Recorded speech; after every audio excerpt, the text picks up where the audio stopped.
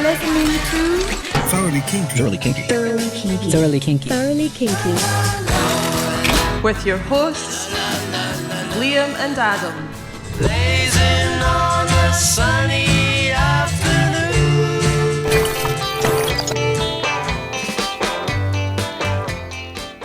So welcome everyone to episode 8 of Thoroughly Kinky. Thoroughly Kinky, indeed. What are we doing this week? Well, this week's a bit of a special one. This time we're actually going to only look at the bonus tracks that were issued on the previous 2 albums in 1998. Yeah, so it's the bonus tracks for Face to Face and Something Else as they were presented on the 98 CDs.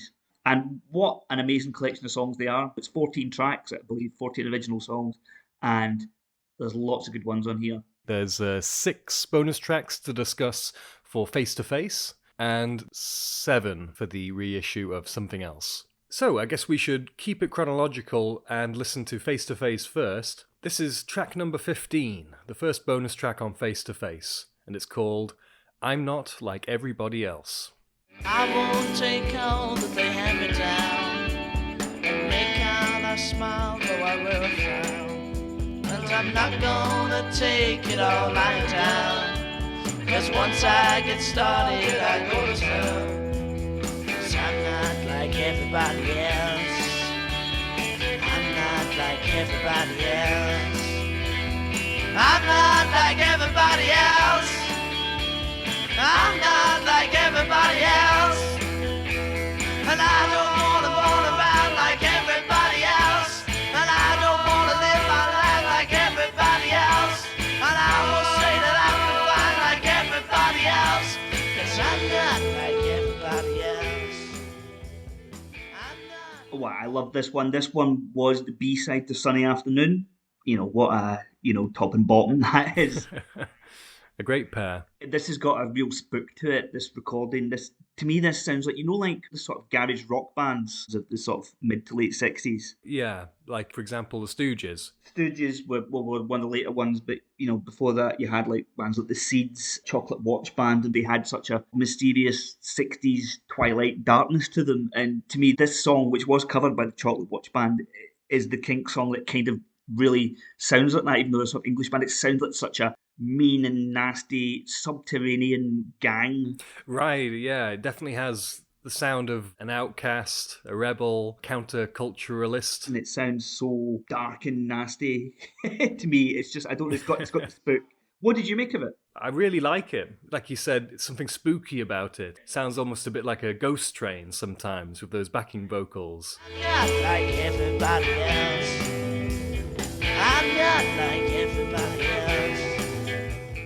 This has an interesting history. Even though it came out in 1966, was the B-side of a huge hit, they didn't play it live till the sort of early 80s. Oh, so it was a bit of a grower in their own catalogue. Yeah. And then it took on arms and legs of its own and became this sort of live anthem. And both the brothers after the Kinks played it in their live sets, quite often used it as an opener. And it kind of became a sort of unofficial band anthem, sort of statement of intent, because they'd been rejected by things like being banned from America and various other things. They came to define themselves as like, we're not like everybody else. Right. We have said that a lot of their best songs have this obsessive quality about them. Yeah. Someone who's a little bit twisted and sees things from the outside. Totally, yeah. So it became a sort of like band anthem and statement of intent kind of thing. It sounds very lo-fi. Yeah. You feel very close to the performance. Totally, yeah. It's a key song to the Kinks' identity. Well, I really like it too. Let's move swiftly on to the second bonus track on Face to Face. What's it called, Adam? Dead End Street, is that right? Dead End Street. Yeah. Let's have a listen. On a cold and frosty morning, wipe my eyes and stop me yawning, and my feet are nearly frozen. Boil the tea and put some toast on. What are we living for? Your room department on the second floor. No chance to emigrate. I'm deep in debt now, it's much too late. We both want to work so hard, we can't get the chance. Hey! People in the dead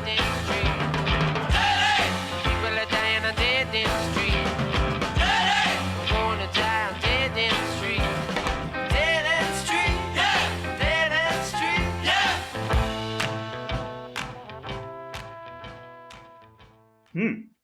And so, that was Dead End Street. What a crazy mix of stuff this song is. Right. It's a real toe tapper. Yeah. You've got this kind of interesting bugle call going on in the middle of it. Yeah. I don't have words really to describe how much I love this era, and like this is one of the key songs that's makes the Kinks so amazing to me. It's interesting actually, you know how the Kinks originally had a producer called Shel Talmy who produced the first 4 or 5 LPs and the singles. Right. Also a This producer of The Who. Yeah, he was also produced The Who before they broke up with The Who broke up with them earlier than the Kinks, but the Kinks also had to broke up with them or stopped working with them. And it was round about the point of this song that was a kind of bone of contention because they recorded it first with him with I think a sort of fairground Wurlitzer organ on it or something like that. Ah. And Shell said, "That's great, we've got it in the can, guys." And apparently Ray hated it. So they snuck back into the studio later that night and recorded it without him knowing. Then played it back to him the next morning, and allegedly Shell Talmy didn't notice the difference. And Shell technically produced the next album, but by all accounts, Ray was really calling the shots after that. And then after something else, So when you say the next album, you mean was something else. something else? Yeah, Interesting. So this marks the end of an era, this duo of albums. kind of. I think by this point, Ray knew the sound he was after, managed to get it, and didn't need someone else to help him get there. And he'd learned that inside 2 years of working with Shell. I'm gonna down dead end street. Dead end street, yeah. Dead end street, yeah. Dead end street, yeah. Head to my feet, yeah. Dead end street, yeah. Dead end street, yeah. Dead end street, yeah. This is meant to be a sort of like 18th century woodcut of poverty and deprivation, so it's going to sound kind of shabby, but it sounds shabby in an intentional way. It sounds like a Salvation Army band, but a drunk one or something, Yeah, right. It sounds big. It sounds like a crowd. It sounds tatty as well, and it's meant to. Yeah. This could not sound better produced for what it is meant to be, because it's a song about poverty, and the song sounds working class, it sounds shabby, it sounds doing the best we can kind of thing, but in a way that's so perfectly balanced between misery and celebration. Yeah. Between misery and camaraderie. They made a very early video for this. Have you seen that? It's on YouTube. No, I haven't. Well, what do you see in the video? Them dressed as undertakers picking a dead body out of some widow's tenement. Really? It was banned from TV in the UK because it was considered to be in bad taste. But it's the perfect mix of that kind of working class authenticity, stroke some sort of proto-gothness, stroke also being kind of Keystone Cops funny. It's hilarious. It's their best video. I'm watching it now. It's very well shot, nice cinematography, black and white. And it's a whole music video, yeah. They were ahead of their time. They never look cooler. I don't think anyone's ever looked cooler than they do in that video. It's just perfect. Yeah. Got in the top 5, which was quite an achievement, I think, considering you could call it a downer, It's got dark undertones, but I'd say overwhelmingly it's a positive song. It's celebratory. You can't help but sing along. I think it balances it really well. Celebratory, exactly. Okay, well, let's move on to the next track on the Face to Face 1998 reissue. It's called Big Black Smoke. Frailest, purest girl the world has seen. Got to a man, got to a man, and everybody said that she knew no sin or did no wrong till she walked the streets of the big black smoke, of the big black smoke. Well, she slept in cafes and coffee bars and bowling alleys, and every penny she had was spent. A really shambolic sounding song. Yeah. I like this little descending riff they got. Ding, ding, ding, Yeah, ding, ding, love ding, that. ding. Yeah. Sounds a bit like these boots are made for walking. Exactly. Yeah. It totally does. Yeah.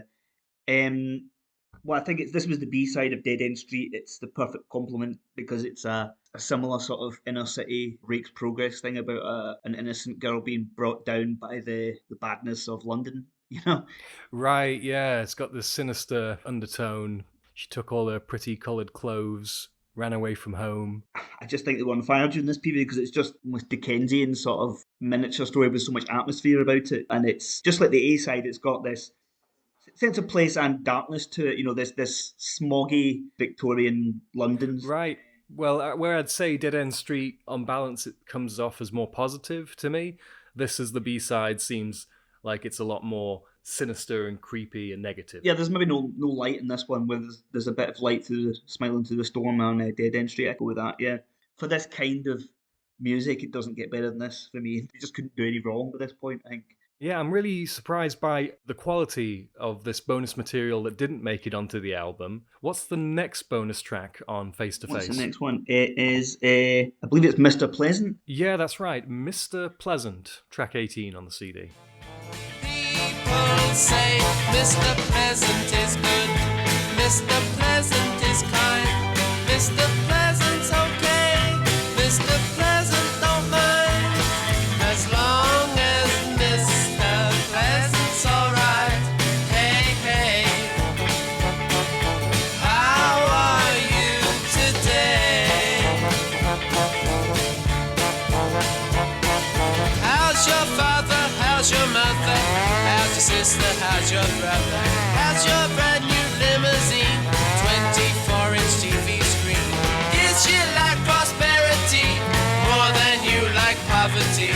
Life is easier, so much easier. Oh, I really like this one. Yeah. So jolly, yeah, I think I'm repeating myself, but jolly on the one hand, sinister on the other. Yeah. It's got this sense of the past, the near past, your childhood. Yet at the same time, as I said, this sort of sinister undercurrent that makes it all quite an uneasy listen. Yeah, you're right. It has this sort of queasiness to it because it's all about a guy who, has the surface perfect life, but underneath it, it's all kind of hollow. His wife is cheating on him. And the jolliness is it's almost like it's kind of, that's the kind of PR machine. Everything's great kind of thing. The superficial keeping up appearances. Yeah. It's very cynical and nasty, yeah. Some people would say it maybe lacks a bit of heart as other stuff did because it just is kind of nasty. It's just twisting the knife in a bit. It's not really showing any other side to it rather than, haha, your wife's seeing someone else. But the music, I don't have the superlatives for the music on this one. The music is just like this brilliant, really rich music hall sort of, and a wonderful sort of unfolding melody which just spills out again and again. It's absolutely beautiful. Right. And going back to the production thing, I think this is produced just enough. Yes, well, Nicky Hopkins playing the keys is all over this, is really, and then there's also a trombone on it as well and stuff like that. Right. And something that we come back to again and again talking about the Kinks is the sense of Englishness, which in this case could be reduced down to a single word. Pleasant. It could mean anything depending on how it's said. Yeah. What is after Mr. Pleasant, Adam? I've got This Is Where I Belong. Is that what you've got as well? Yeah, This Is Where I Belong. Tell me now if you want me here to stay. It don't matter, 'cause I'd stay here anyway. For this is where I belong. Oh, this is where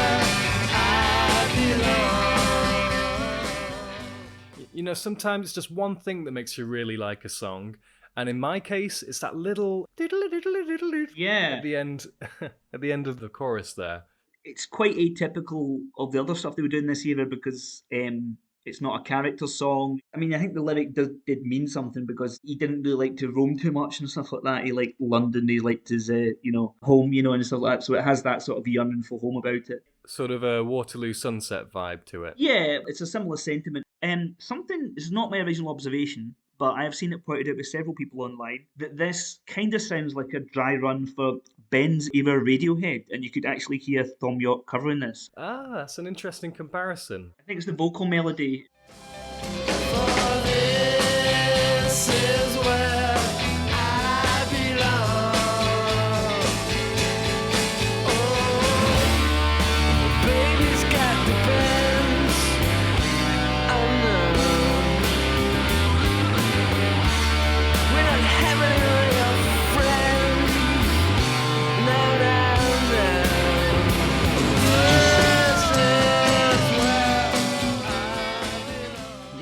I hear it. Yeah, I mean, there's no secret that Tom York loved the 60s and all these classic bands and artists, so...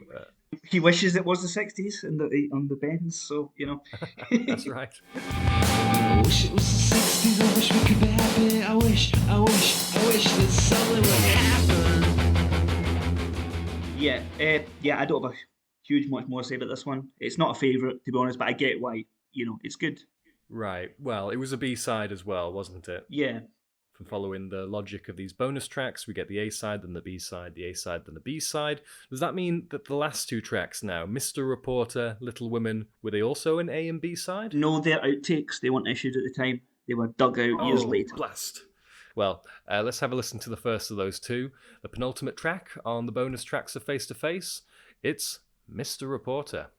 Hey, Mr. Reporter, how about talking about yourself? Do you like what you're doing, or is it that you can do nothing else? Hey, Mr. Reporter, I believe all that you put down. I believe the sun is going up, even though it's going down. Hey, Mr. So Mr. Reporter, a really fascinating one for its lyrics and how it's just saying it straight to the journalists of this world, the music press of this world, exactly what he thinks of them. And also I like this big band sound that comes in after the first verse or so. Yeah. Not my favourite Kinks song ever, but one that I can really get into. Yeah, it was originally recorded around about 1966 with a Ray vocal, and then 3 years later they redid it in this version with a Dave vocal for a solo album Dave had on the cards at the time, which didn't come out. So when this reissue was done, they thought that this was the 1966 version. In fact, it's actually from 1969. Oh, so the people who were putting the bonus tracks on the album in 1998, they actually took it from the wrong year. Well, at the time, because it had been recorded in 66, they thought this was the 66 version. It was only later discovered that there's two versions. This is the 69 version. I got to say, the 66 version, you're not missing much. It's not as good as this version. It's kind of a bit slower. Mr. Reporter, how about talking about yourself? Do you like what you're doing, or is it that you can do? A lot of people say the song is kind of like, it's just the one thing going round and round again. But getting louder, a little bit louder each time, I think. Well, a lot of Dylan has that, but I think this version, the 69 version, has a lot going on because it's just voice and acoustic, I think, and then the brilliant plonking bass comes in, the rest of the band comes in, and then the brass comes in, and you get key changes, so it kind of really builds, and it's like this guy's really working up a sweat, getting annoyed about, this journalist who's pissed him off, So I think it really works from that point of view, Right. And you said this was Dave Davies on vocal. Dave on vocal, but Ray wrote it. Yeah. Right. I thought I could hear that in the bratty tone that shines through in this song. Yeah, I love it. It cooks this. It's maybe not the best song, but I think this version cooks. And if Ray wrote these lyrics, I mean, you intimated that you think this is a little bit of a comedy character. Well, but I figured that this was about Ray Davies not liking several journalists who were on the music journalism beat. Yeah, I think it was about Ray Davies getting pissed off at being misquoted. I think it was just him exercising that demon. He writes, "I hate you, Mr. Reporter. Your self-pity makes you a ghost." Yeah, I mean, he says, "I'll kill you" in this song. Yeah. Don't you twist my words around, "I'll kill you." He says, "I'll kill you rather than let you distort my simple sound."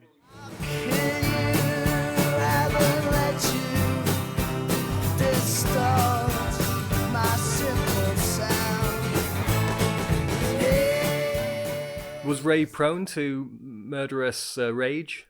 I think he was probably prone to having those feelings and translating them into song rather than taking them out in person, Right. Well, he definitely does express it in this song. Okay, now let's head swiftly on to the last bonus track on the Face to Face 1998 reissue, which is, Adam? Little Women. It's Little Women. Let's have a listen.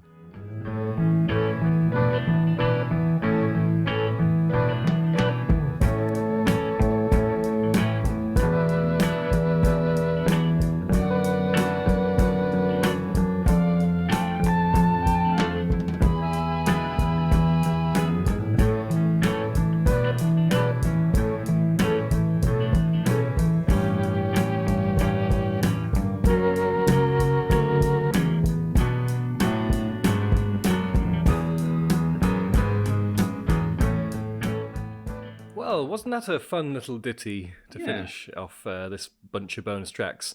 Unusually, it's an instrumental track. Did this have any intention to be used in something or other? It is really mysterious. As far as I know, and I obsess with a lot of Kinks stuff, no one seems to know what the deal is with this one. It's a beautiful melody. I think it was a beautiful performance. I love the bass on it, and I love it's one of the first tracks that the Kinks used that has got Mellotron on it.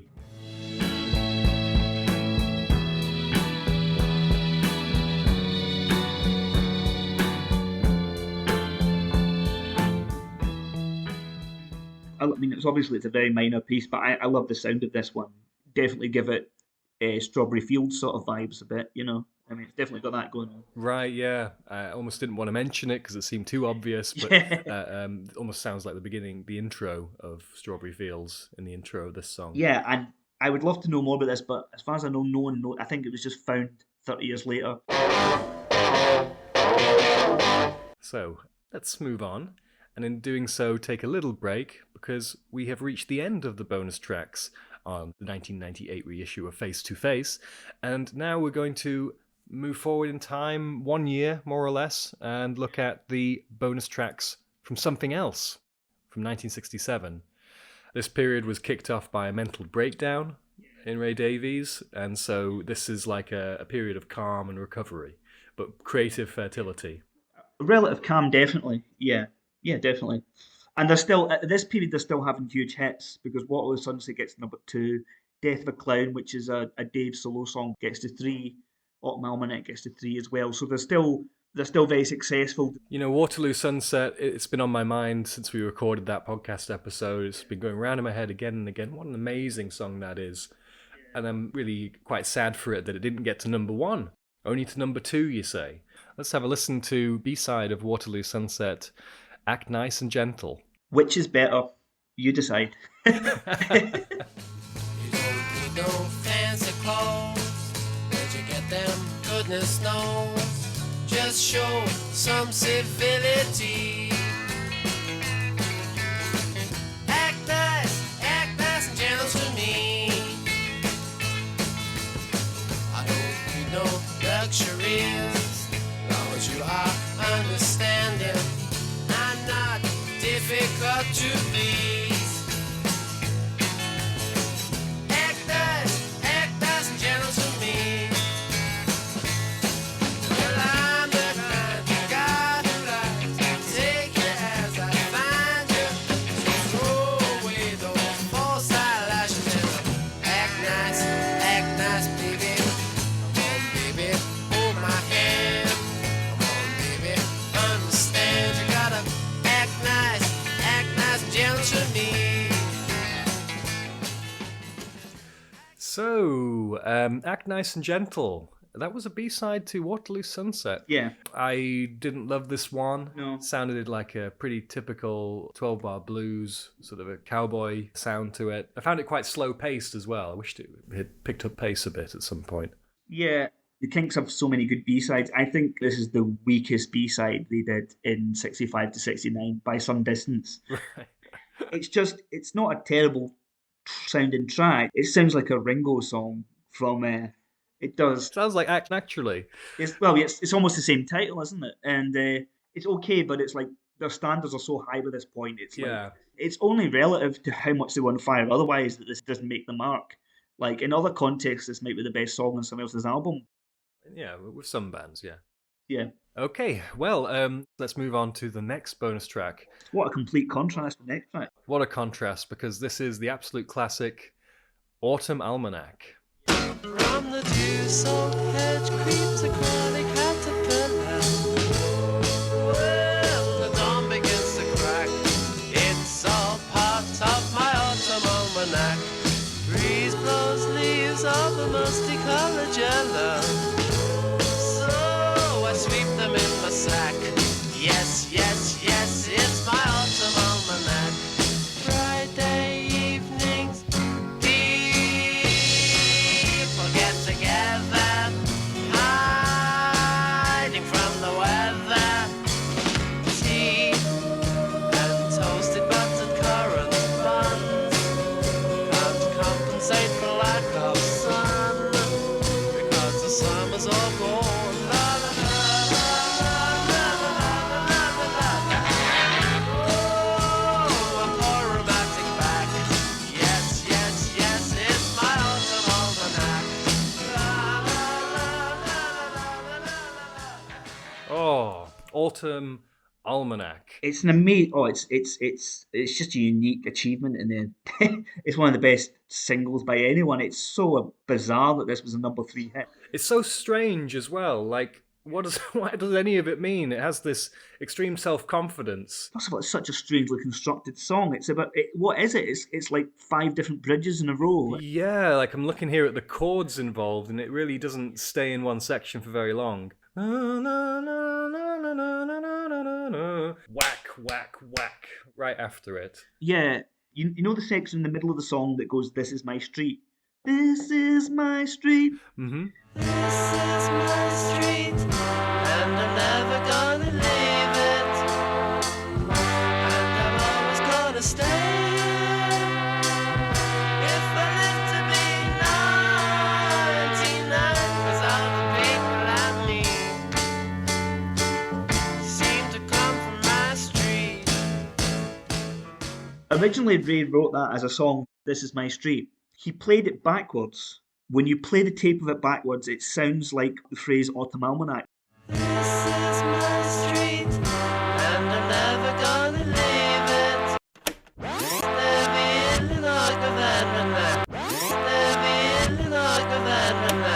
Yes, yes, it's my autumn almanac. La, la, la, la. So then he wrote the rest of the song around it and reinserted "This is my street" into the middle of it, which is like, you know, Right. that to me is total genius, Ray. Song construction. It all hangs together so well, but when you Yeah. listen to it a few times, you notice it's not the same song that I No. started listening to.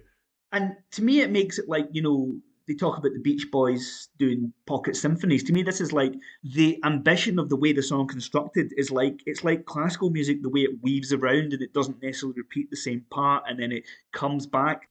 It's like alchemy. Yeah, and they never did anything like this again, really, where this shouldn't work, but it does work.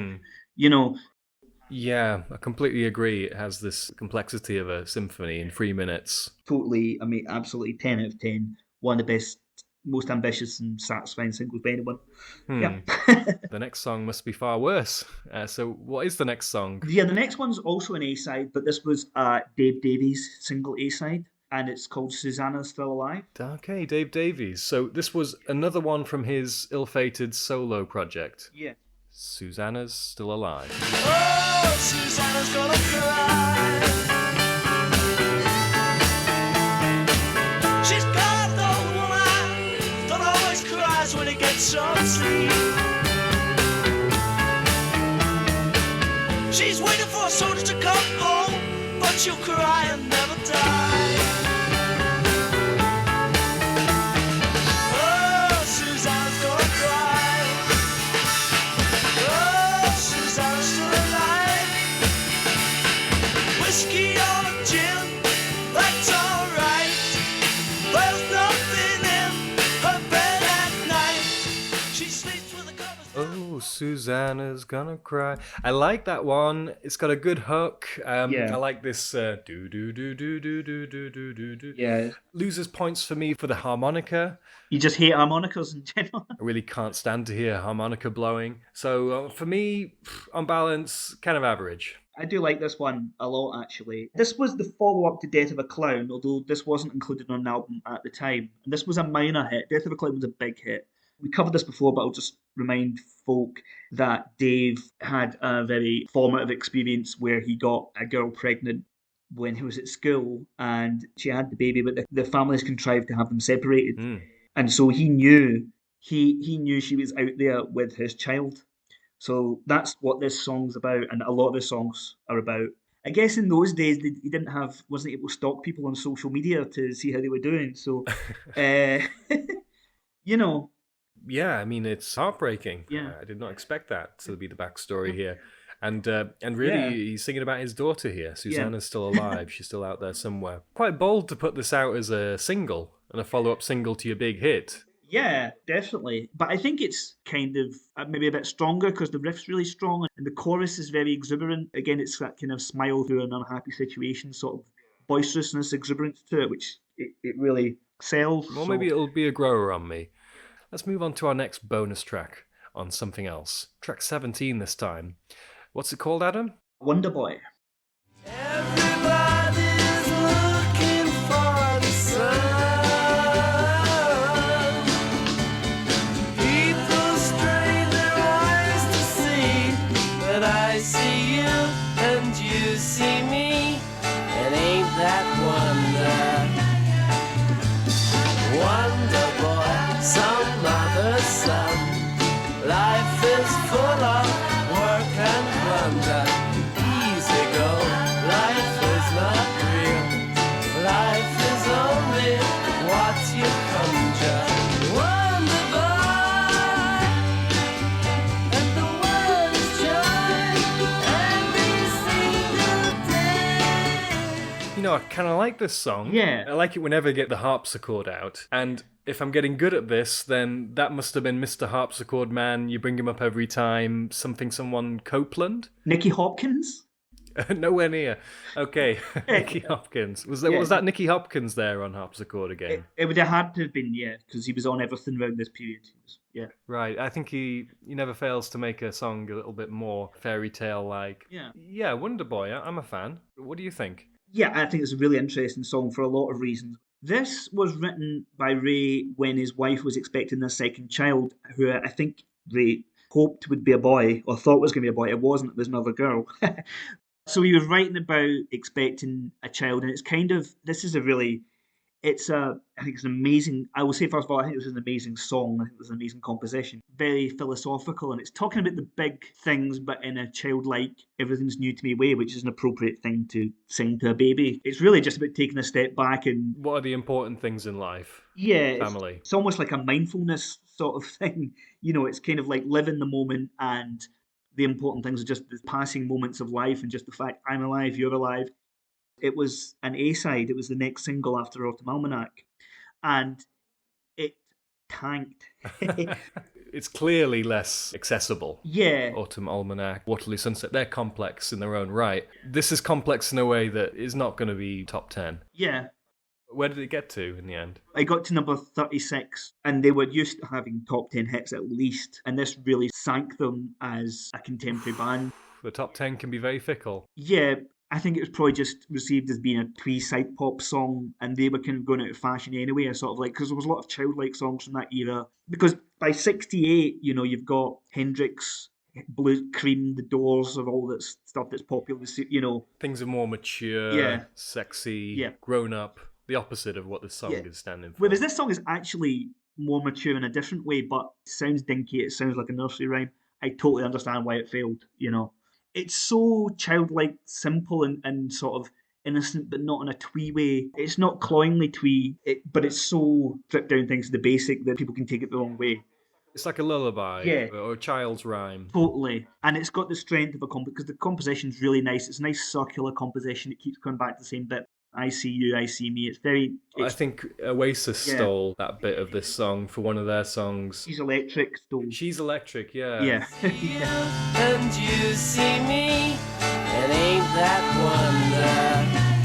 'Cause I'll be you and you'll be me. There's lots and lots for us to see, lots and lots for us to do. She's electric, can I be electric too? Okay, so after Wonderboy, we are onto the next bonus track on something else. What is it, Adam? It's the B-side of Wonderboy, and it's called Polly.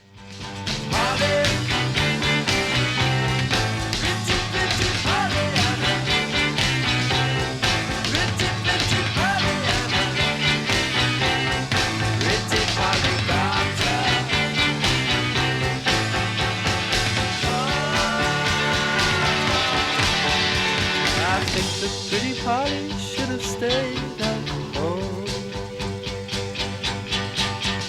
Pretty Polly, dressed as jolly as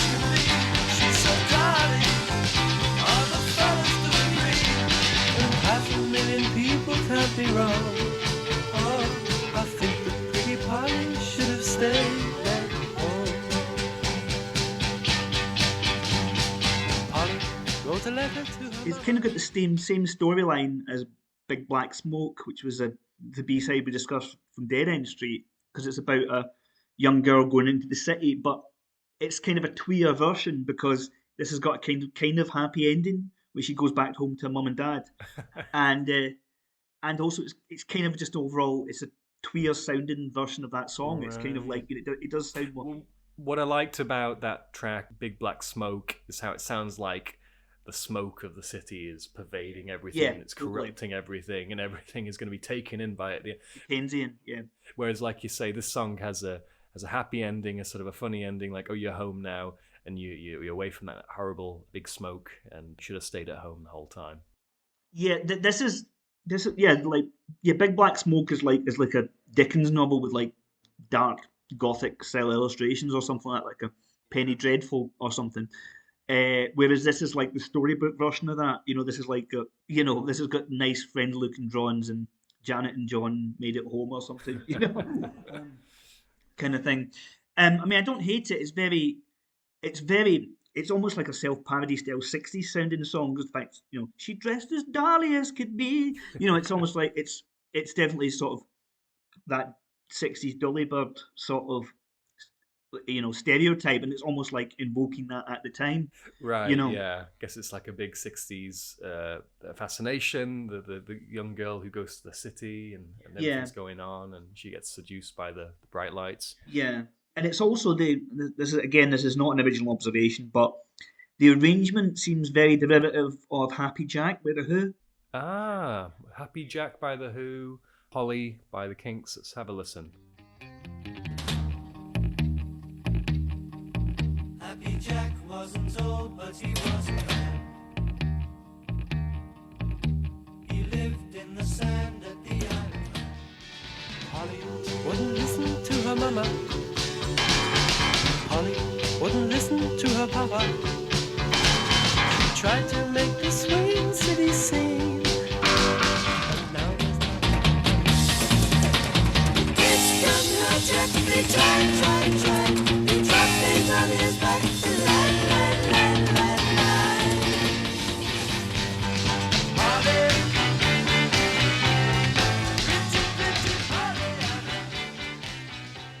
We talked about Polly. It's not one of the best. It's the B-side of Wonderboy, and this A and B side didn't do great stuff for their career. No, yeah.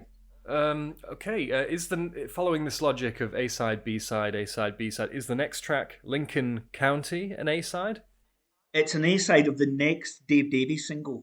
Okay, third time's the charm, Dave. Let's have a listen.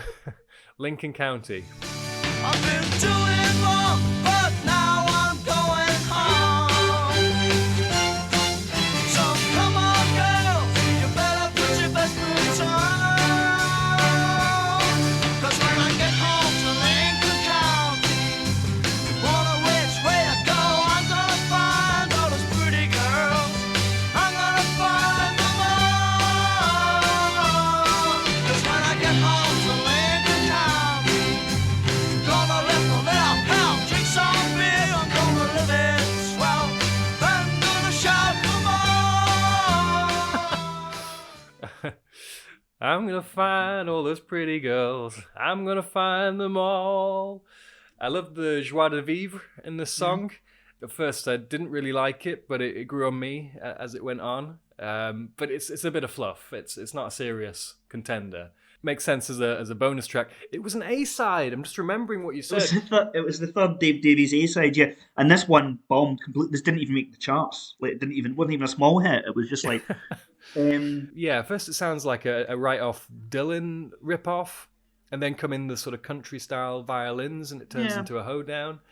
It's bizarre. A funny track in the Kinks discography. Yeah, it's a weird mix of that sort of Dylan-ish stroke country thing with also a bit of like really commercial pop from the time, because there's a kind of mini genre of like songs about someone coming home from jail, like Yellow River by Christie or Tie a Yellow Ribbon Round the Old Oak Tree or something. It's a bit like that, but that sort of commercial, ultra commercial song. It's almost like he was trying to write something that was like a big, is this the way to Amarillo type thing, but he couldn't help but dave it into being quite a weird sounding song. It's kind of a weird mix of styles.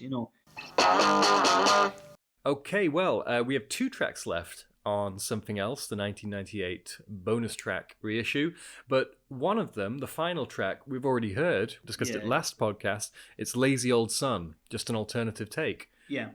So we don't need to go over that again, do we? No, we do not. No, we don't. So let's listen to the final bonus track for this podcast and for Something Else.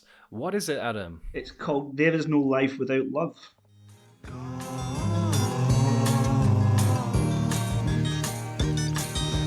There's no life without love.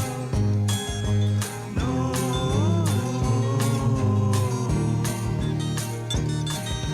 Truly, oh truly, there is nothing in this life without your love.